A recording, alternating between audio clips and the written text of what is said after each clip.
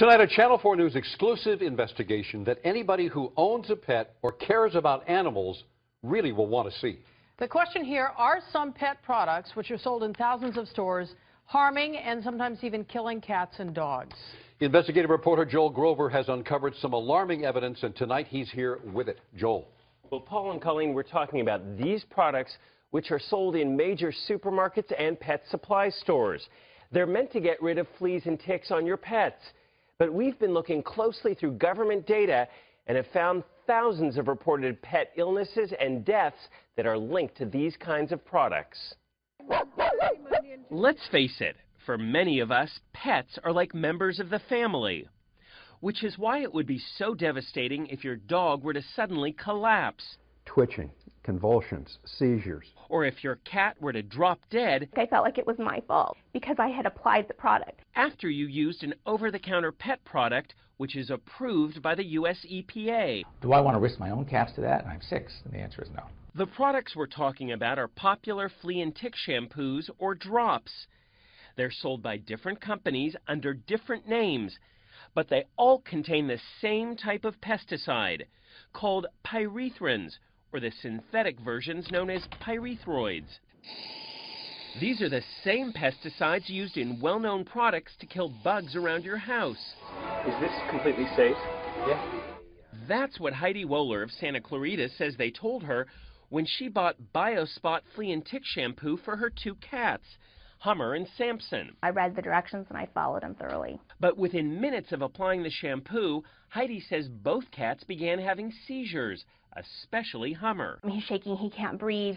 Samson was saved by an emergency room vet, but Hummer didn't make it. He died a horrible, violent, fast death. This is not an isolated case. We looked through the EPA's database of reported incidents involving domestic animals from all products containing pyrethrins and pyrethroids. We found numerous cases of animals whose skin was burned, animals who had seizures and vomiting, tens of thousands of reported incidents, including thousands of deaths. Even the EPA admits it's not sure how many thousands of animals have been harmed by these pesticides. If they're on the shelf in a grocery store or a drugstore, you assume that that's been tested and is fine. But things weren't fine when Rich Parsons of La Quinta applied Hart's flea and tick drops to his dog Duffy. They contain a pyrethroid called phenanthrene. The following day, Duffy was having seizures, and 2 days later he died at this animal hospital. This was not a pleasant death. This was really a devastating loss for us because he just meant the world to us. In fact, there are entire websites where pet owners report illnesses and deaths after using products containing pyrethrin and pyrethroid pesticides. How's he doing? Good. Yeah. Well-known veterinarians like Dr. Jeff Werber of LA say a certain percentage of pets have adverse reactions to these products. We do know that some of these products can be toxic. We don't necessarily know to what degree. That's why so many vets and groups like the Humane Society are speaking out against these products. There are absolutely safer alternatives generally across the board. But these companies all insist their products are safe. It's unconscionable. It's unacceptable. When Rich Parsons' dog Duffy died, his vet wrote that it was a reaction to the insecticide in the Hart's drops that contributed to the dog's death. But Hart's brought in its own experts to review the case, and they denied any responsibility, blaming Duffy's death on underlying health problems. He's a perfectly healthy cat. And when Heidi Wohler's cat Hummer died, her vet wrote that based on the cat's symptoms, the pyrethrin in the BioSpot shampoo contributed to Hummer's death.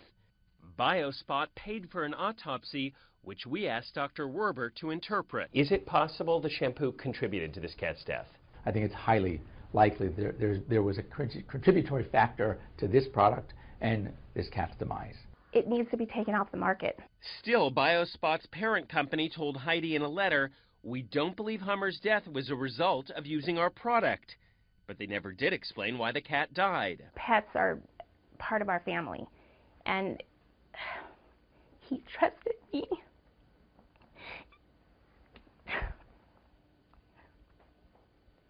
So I, in turn, tried to do my best, and I trusted the product.